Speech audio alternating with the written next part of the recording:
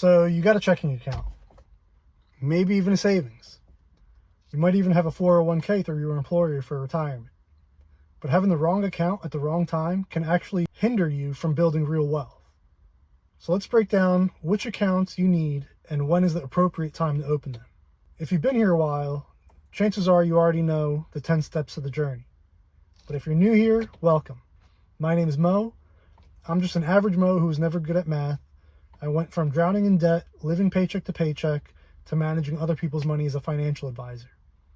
But I left Wall Street. Now I run a financial coaching service to guide people down their path through the 10 steps of the journey. If you're not familiar with the 10 steps, basically steps 3 through 6 are going to be save $1,000, get out of debt, 3 to 6 months of expenses in savings, and start to implement sinking funds. So when you're in steps 3 through 6, you're only going to need 2 accounts. That's your main checking account for direct deposits and spending, and a second one for saving.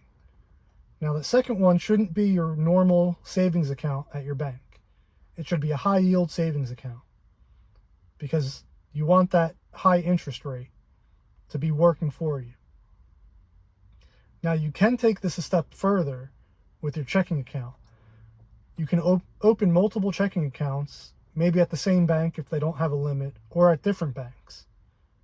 And what you're going to do now is only use each account for categories in your budget, right? So if you have, I'm just going to name the biggest banks, right? Wells Fargo, Bank of America.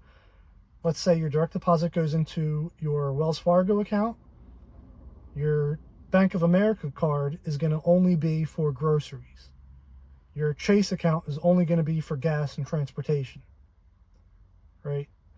Your other bank is only going to be for entertainment. That way, you know how much you allocate based on step 1 and 2, building a budget. You know how much is allocated to each category. So you transfer from your main checking account, that amount you allocate to those banks. You can even get a label maker and label each debit card. So you know when you go to the grocery store, you pull out that card. When you go to the gas station, you pull out that card, right? But it's not entirely necessary. I think it just helps, kind of like envelope stuffing. So you really only need 2 accounts, a checking and a high yield savings.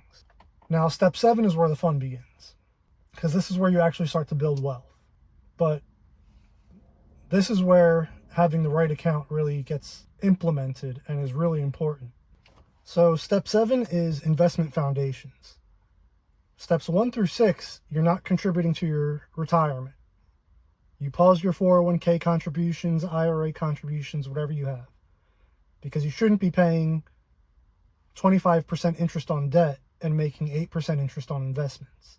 So you pause your retirement contributions, use that money to pay off debt quickly so that you can resume contributing and earning interest and appreciation on your investments.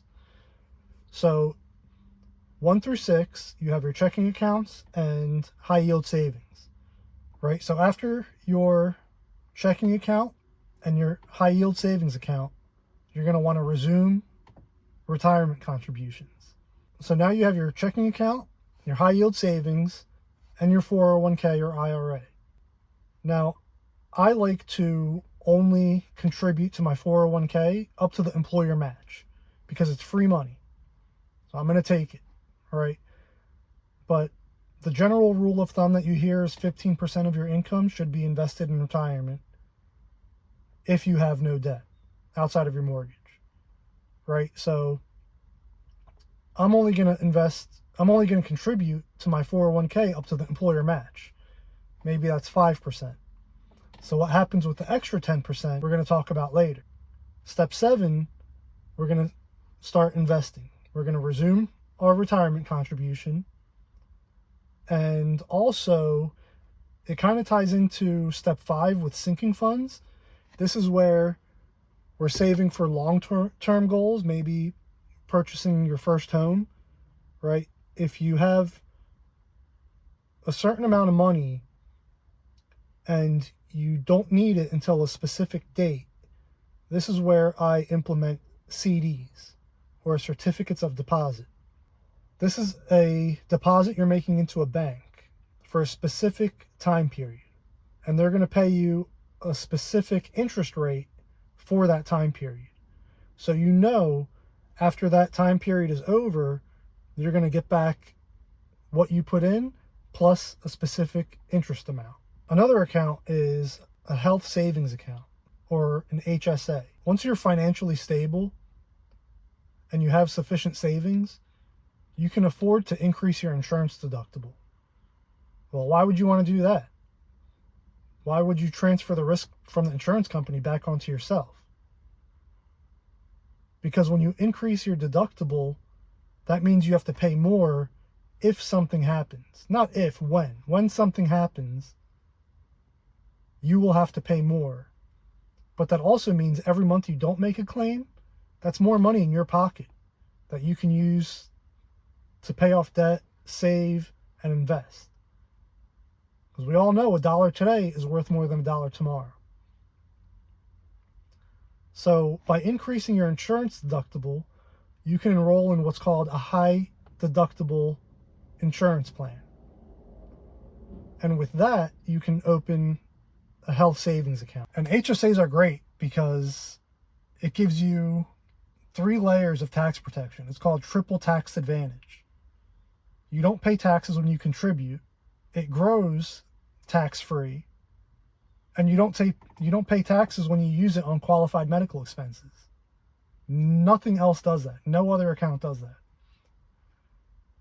So if you don't use it, it rolls over every year. It stacks. You can invest it. And after you turn 65, you can use it on anything, just like an IRA.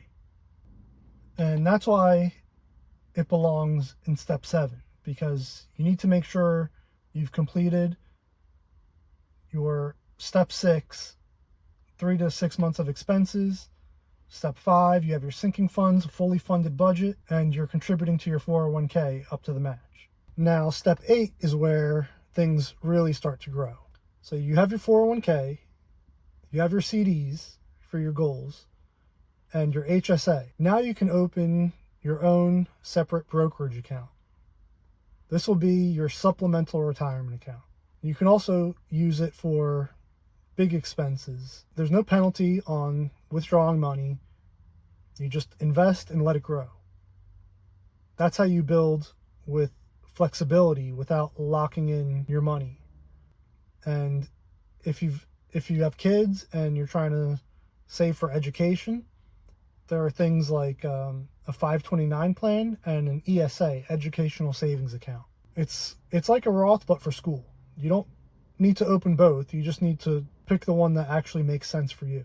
Now, I know we can talk about LLCs, trusts, UTMAs, uniform transfer to minor accounts, all these other things, but I don't want to complicate things right now, right? I just want to keep it simple and tell you which are the core accounts you need and when is the right time to open them. So it's not about implementing all of the strategies. It's about knowing what strategy to implement and when. The right accounts for the right reason at the right time. If you're not familiar with the steps, go watch my previous videos where I break down 10 steps of the journey and how to find out which step you're in. Check out the links in the description for some cool apparel and one of my favorite books right now that I recommend everyone read. As always, you can't seek answers to questions you've never conceived. So subscribe, come along the journey, and we'll see you there.